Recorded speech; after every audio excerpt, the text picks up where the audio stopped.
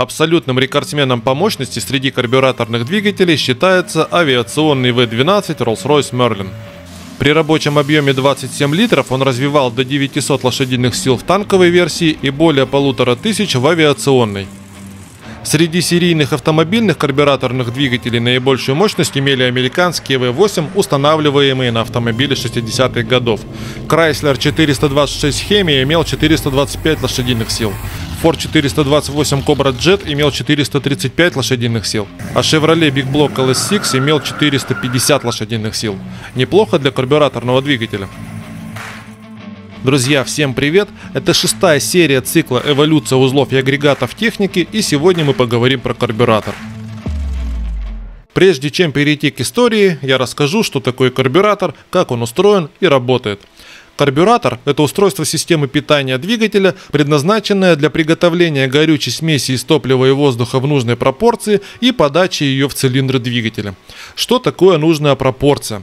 Это такое соотношение топлива и воздуха, при котором топливо-воздушная смесь сгорает в цилиндре двигателя максимально эффективно.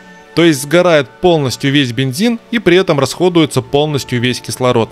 Это обеспечивает наилучшее сочетание мощности, экономичности и экологичности. Теоретически для полного сгорания 1 кг бензина требуется примерно 14,7 кг воздуха. Соотношение, при котором фактическое количество воздуха равно теоретически необходимому для полного сгорания топлива, называется стихиометрическим. Это соотношение характеризуется коэффициентом избытка воздуха, который в этом случае равен единице. Различают следующие варианты смесей. Богатая смесь. Воздуха меньше нормы, топлива больше. Такая смесь нужна при запуске холодного двигателя, резком ускорении, работе на максимальной мощности. Обогащенная смесь. Воздуха чуть меньше, чем нужно по теории.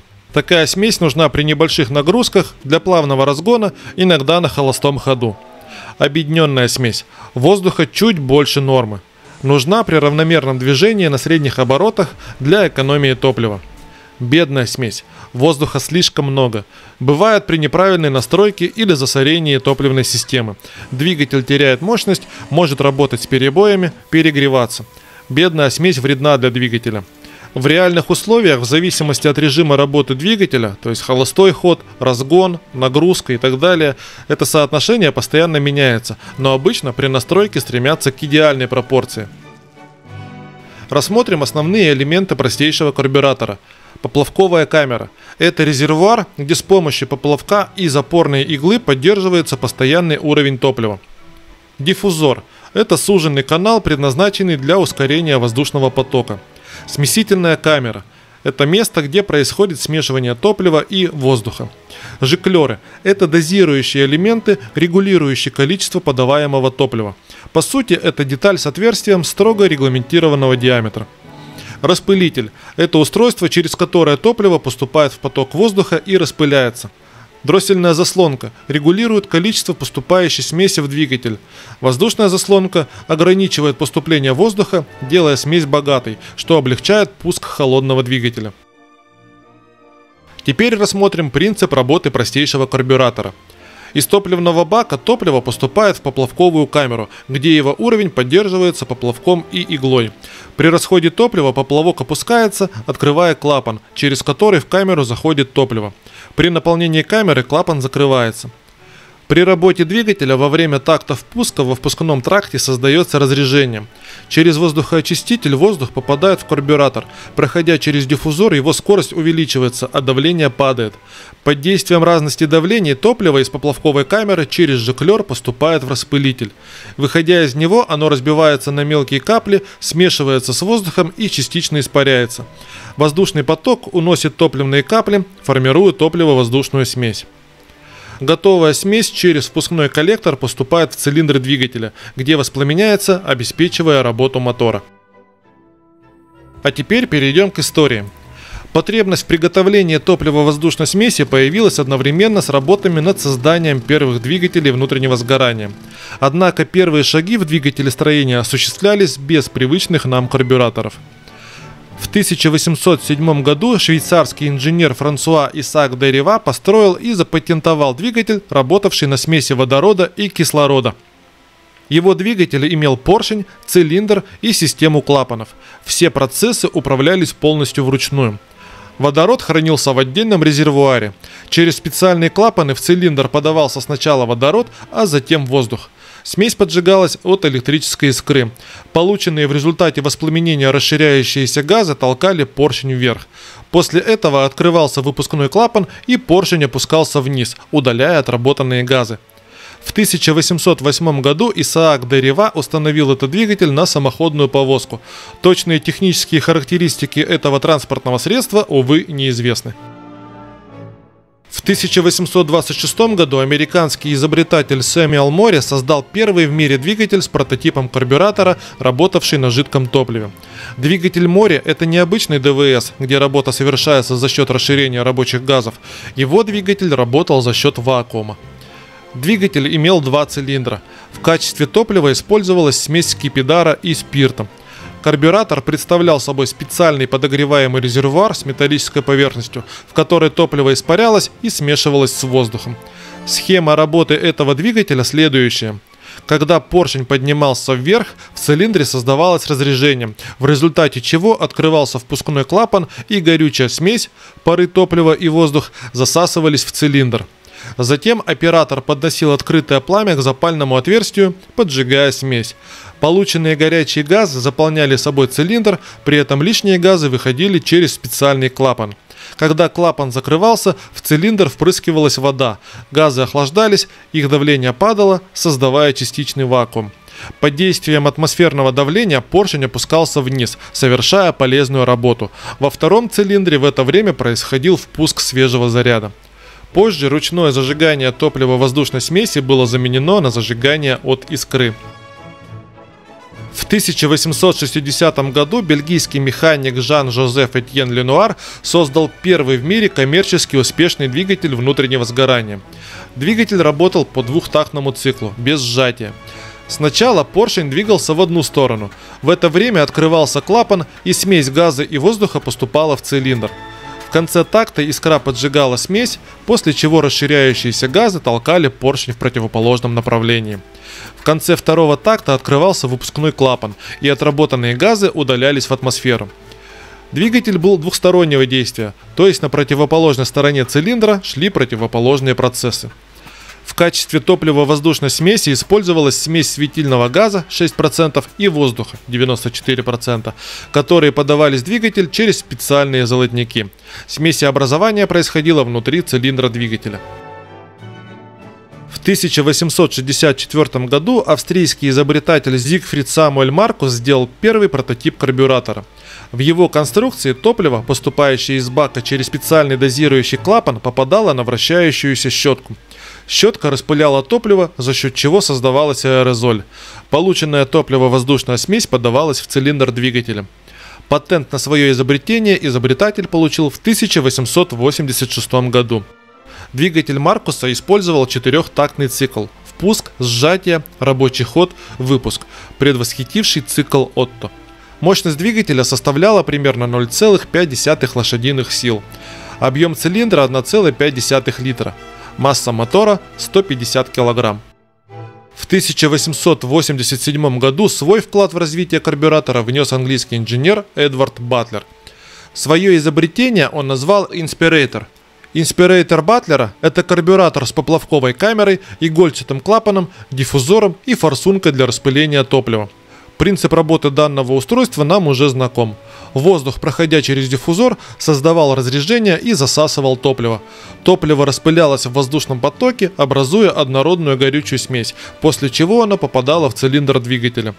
Данным карбюратором Батлер оснастил оппозитный четырехтактный двигатель объемом 600 кубических сантиметров и мощностью 0,625 лошадиных сил, который устанавливался на Батлер Petrol Cycle, первый в Великобритании автомобиль с бензиновым двигателем.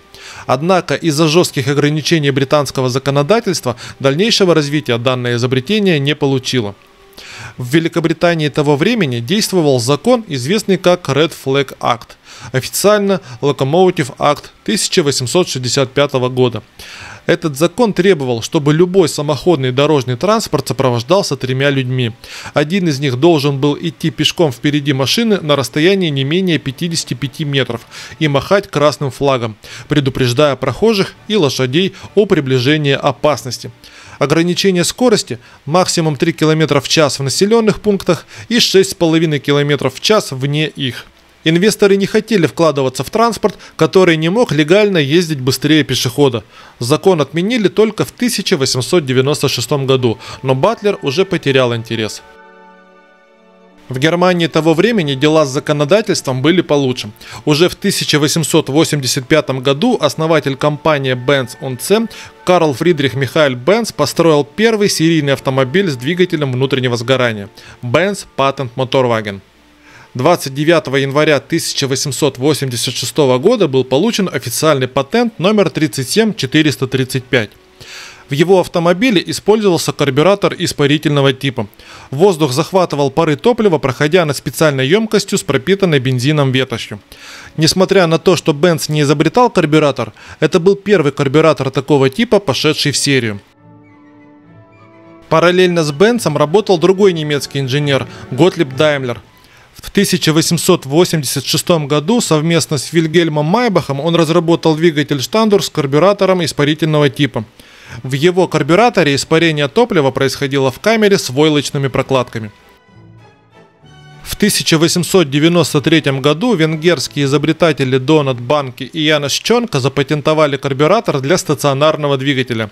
Их изобретение заключалось в том, чтобы топливо засасывалось за счет разрежения в диффузоре в смесительную камеру, распылялось, смешивалось с воздухом и подавалось в камеру сгорания. Но чем это отличается от изобретения Эдварда Батлера 1887 года? Хороший вопрос. Считается, что Банки и Чонка разрабатывали свой карбюратор в Венгрии, не имея прямого доступа к изобретению Батлера, которое, как мы знаем, из-за странного законодательства Великобритании развития не получило и в промышленность внедрено не было.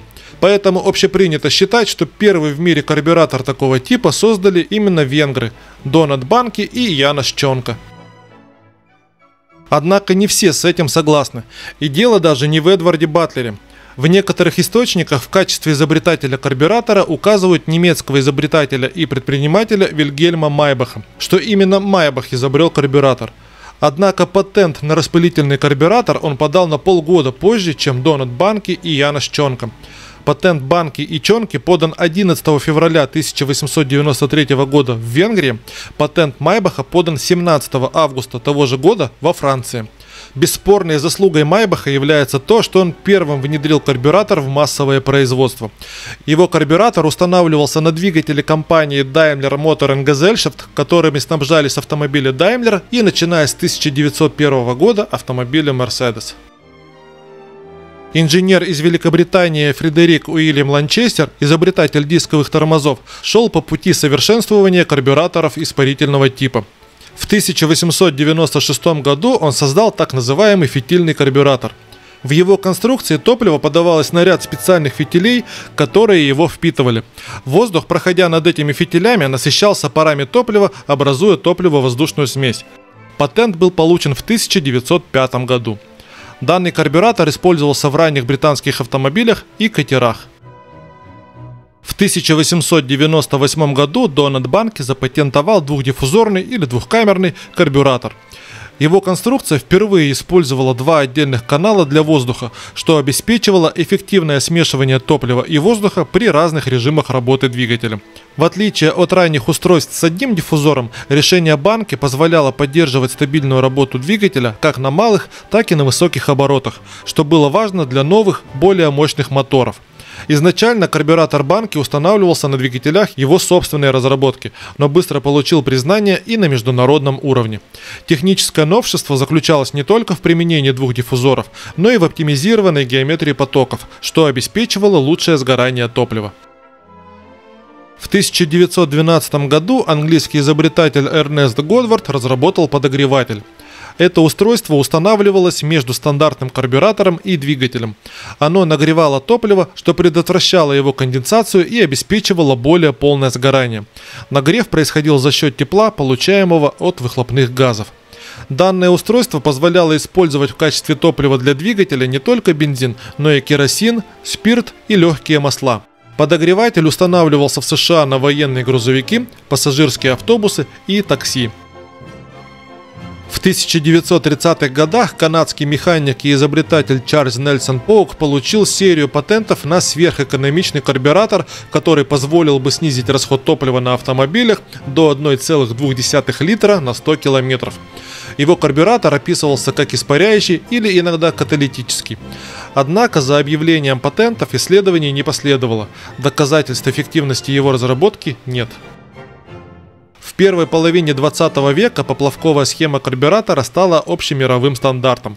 Компании вроде французской Solex производили карбюраторы для многих европейских автомобильных компаний, включая Rolls-Royce, Mercedes-Benz, Volkswagen и Porsche. В этот период активно развивались такие элементы карбюраторов, как жиклеры, обогатители, ускорительные насосы и многокамерные конструкции. Помимо Solex, большими производителями стали итальянская компания Weber, чьи карбюраторы использовались на Ferrari, Alfa Romeo, Maserati, а также на спортивных версиях Ford и Chrysler, британская SU, поставлявшая вакуумные карбюраторы для Jaguar, MG, Austin, Morris, Triumph и Rolls-Royce, французская компания Zenith, сотрудничавшая с Citroën, Austin, Ford и рядом авиационных компаний, а также американские Холли, Картер и Рочестер, чьи изделия массово применялись на автомобилях Ford, GM, Chrysler, Studebaker и других. В период с 1960 по 1980 классические поплавковые карбюраторы достигли пика своего развития. Для повышения эффективности работы двигателей и снижения выбросов автомобильная индустрия искала новые решения.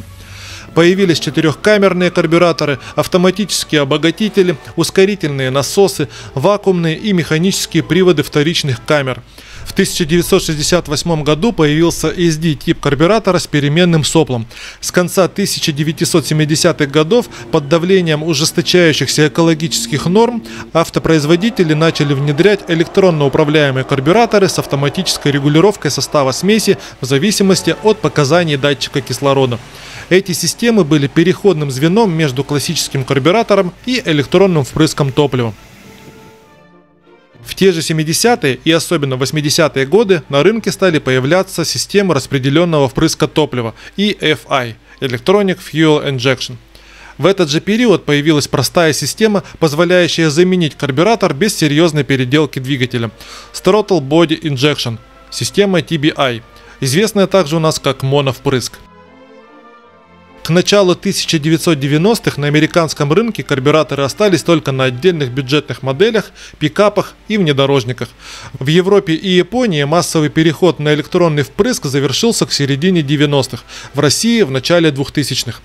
Благодаря точности дозировки, улучшенной экономичности, мощности и соответствию с самым строгим экологическим требованиям, электронный впрыск стал стандартом для всех новых автомобилей. После 2000 года карбюраторы остались только на мотоциклах, малой технике, газонокосилках, ретро и спортивных автомобилях, а также среди энтузиастов кастом-культуры. В автомобильной индустрии эра карбюраторов подошла к концу. Абсолютный рекорд по расходу топлива среди карбюраторных двигателей принадлежит автомобилю Bentley Meteor с 27-литровым двигателем V12 Rolls-Royce, который потребляет 117 литров бензина на 100 километров. Его максимальная скорость 257 км в час, а крутящий момент почти 2000 ньютон-метров. Но сегодня, в эпоху экологических и экономических стандартов, это уже кажется безумием. Карбюратор, как символ автомобильной эпохи, уступил место более эффективным, чистым и интеллектуальным системам подачи топлива, завершив свою эволюцию на массовом рынке. На этом на сегодня все. Если видео понравилось, ставьте лайк и подписывайтесь на канал, чтобы не пропустить новые серии. Всем счастья, радости, любви. Пока!